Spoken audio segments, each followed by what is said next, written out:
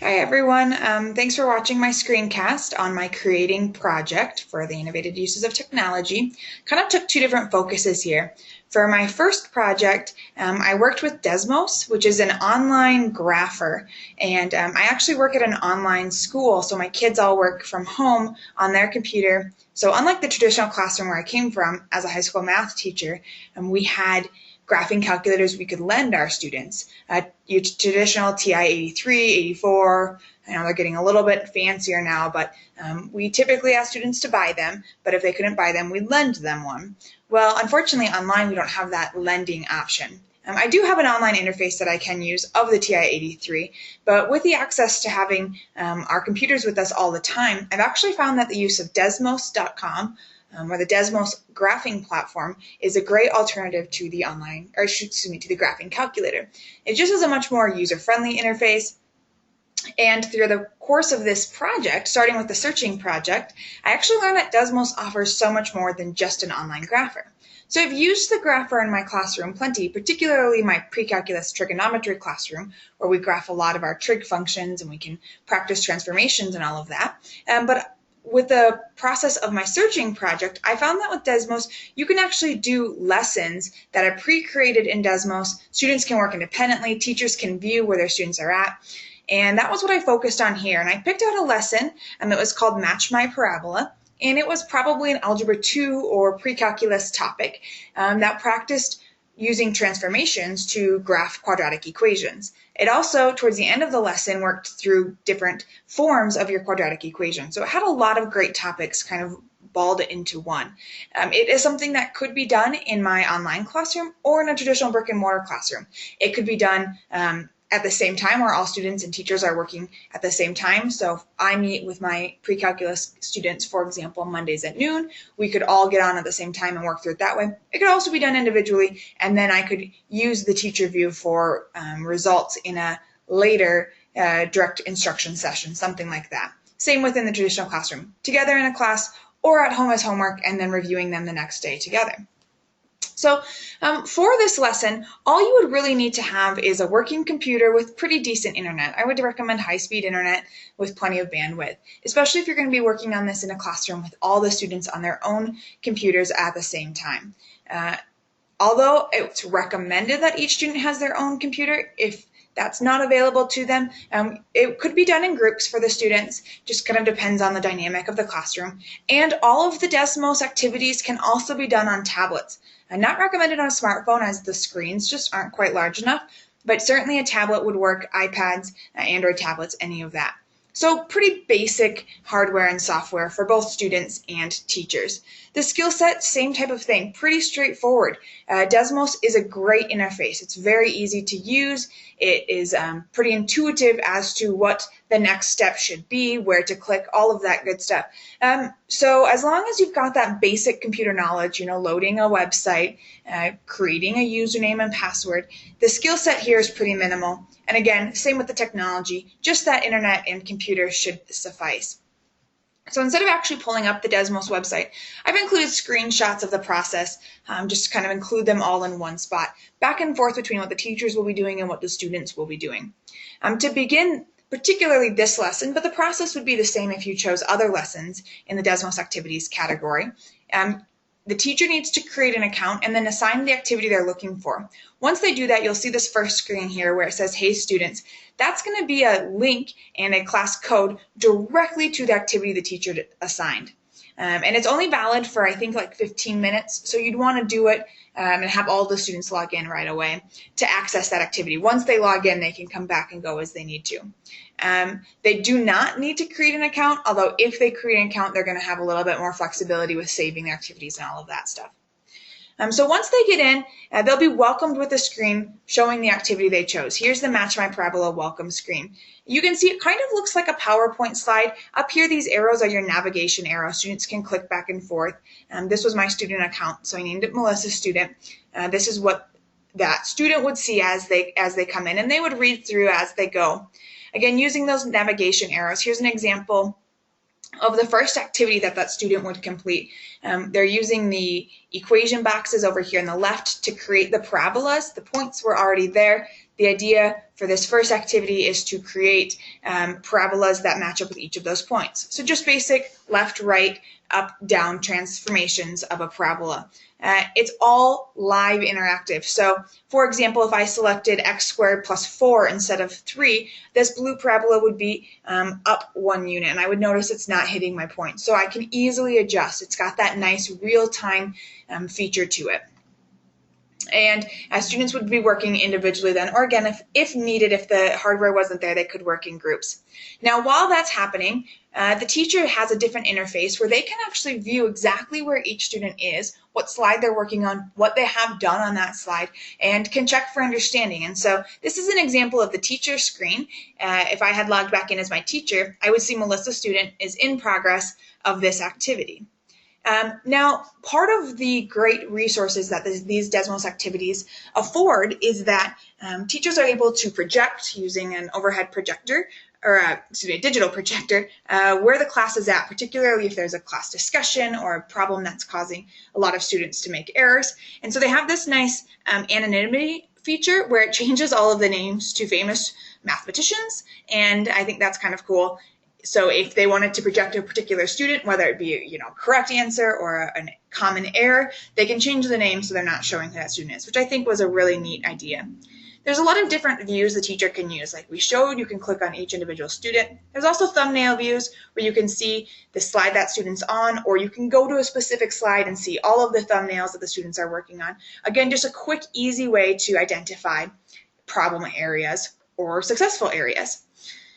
Another great feature, in addition to that thumbnail view, is they have the graph overlay. So this is that activity that Melissa's student was working on. If I had multiple students in that class, it would show every graph that those kids had created so far in one place. Again, making it easy to identify common errors or common successes. So that graph overlay, again, could be something used to project onto the screen if you wanted to pause and have class collaboration there. Another great feature of these activities is that many of them feature class discussion posts. So instead of it just being this interactive graphing, you also have to explain your rationale for certain problems. So there was an example here. Who do you think is right and why? So Melissa's student said Jenny is right because subtracting 3 from just the x values means a horizontal shift right. And then once you submit your discussion post, you're able to see your classmates' discussion post. So if you might have an answer wrong, you can see that. The teacher, again, can project that and show where all the students are at on that. And they can continue to work through until the project is completed.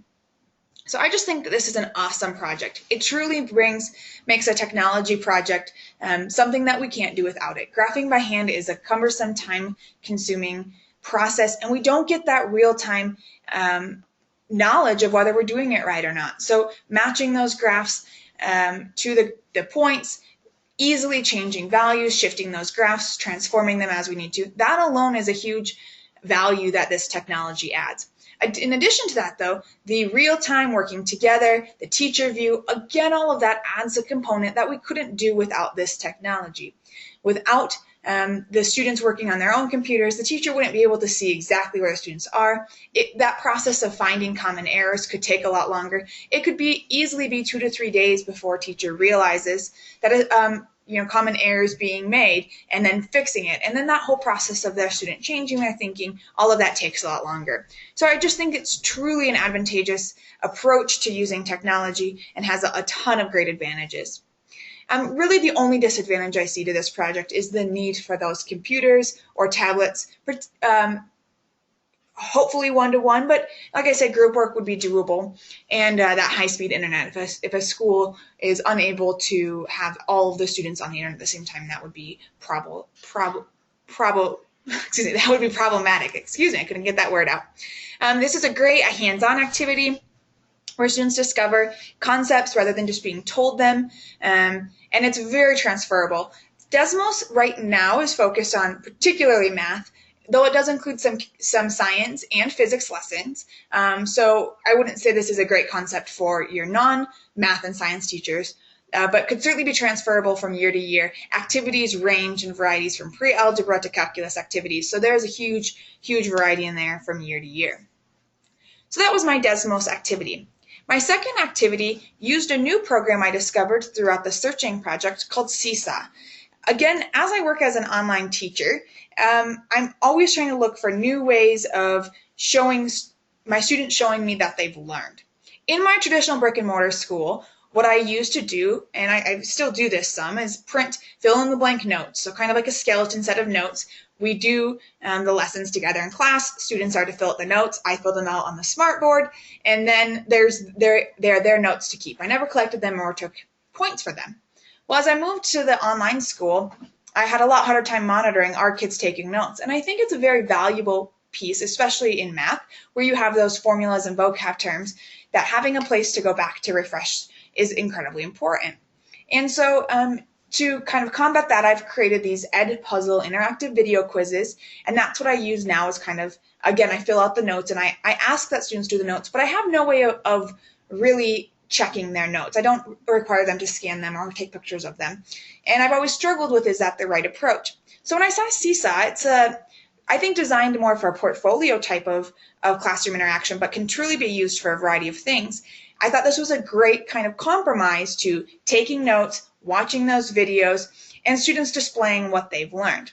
So like I said, Seesaw is more of a portfolio creating application. But the bottom line is that teachers can set up classrooms, just like in a Google Classroom or in Blackboard, and students have student accounts. Teachers can assign all types of different media, and students can then post back, again, a variety of media. So my idea here was that we could use the Seesaw application for students to present their notes in a meaningful way to them.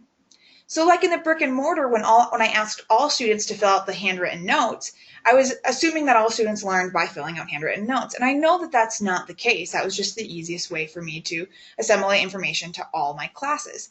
This way, students can use a variety of media. They can take a picture, they can write on their screen, they can include audio or video, and send that back to the teacher. And then the teacher has the option to approve, answer questions, give feedback, and actually share what student work has done with parents. So there's a lot of added neat features in Seesaw that really brings this learning to life and exemplifies the use of technology in the classroom.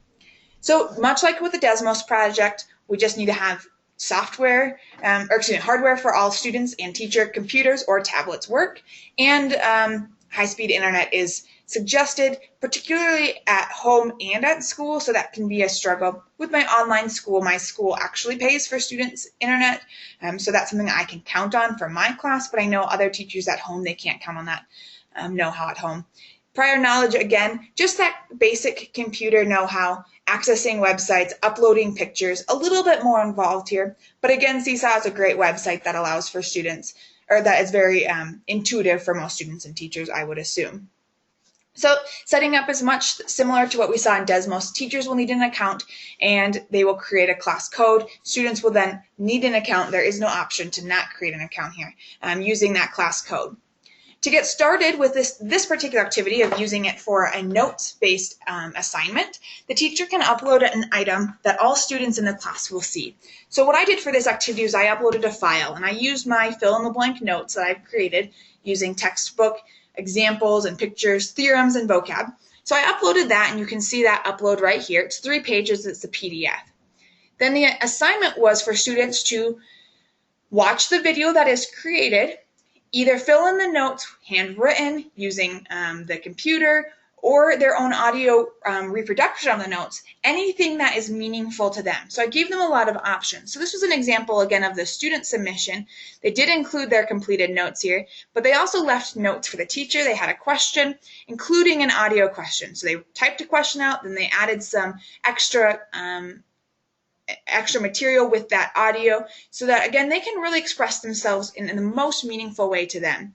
Using the Seesaw app, students have all of these same 6 options to include their work. So they can do a photo, a video, a drawing, upload a file, go to the notes, or a link. So there's just a huge variety in, and students can choose what truly is meaningful to them.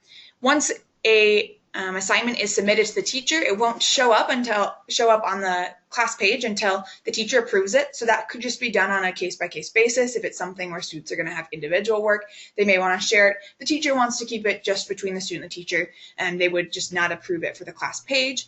So the teacher sees what's approval. They can change the settings for students. They can share that student's work with their parents, and they can provide their own feedback. So here this teacher commented back on the question using a comment. They could also comment back using audio or video. So again, just that large variety in medium is the huge advantage we have here for this project. Students can show how they're learning in a way that works for them. Not all students think in a linear fill-in-the-blank notes fashion. So they might want to create their own type of notes, maybe a bubble chart, and they can use that using the draw feature.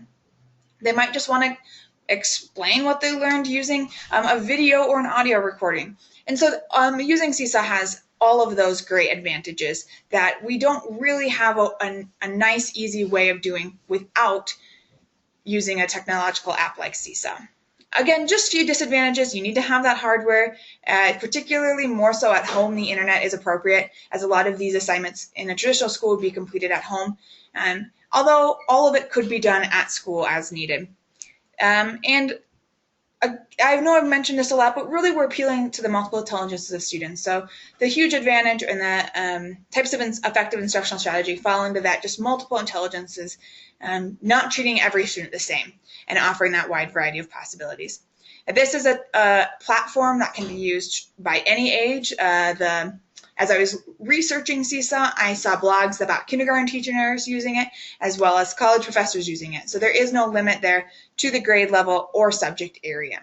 So both Desmos and Seesaw were new. Well, Desmos I had used as just a grapher. The activities were new. Seesaw is completely new. So I haven't implemented them in my classroom yet, but I definitely look forward to, and I hope that you took away something from this presentation, and please don't hesitate to let me know if you have any questions.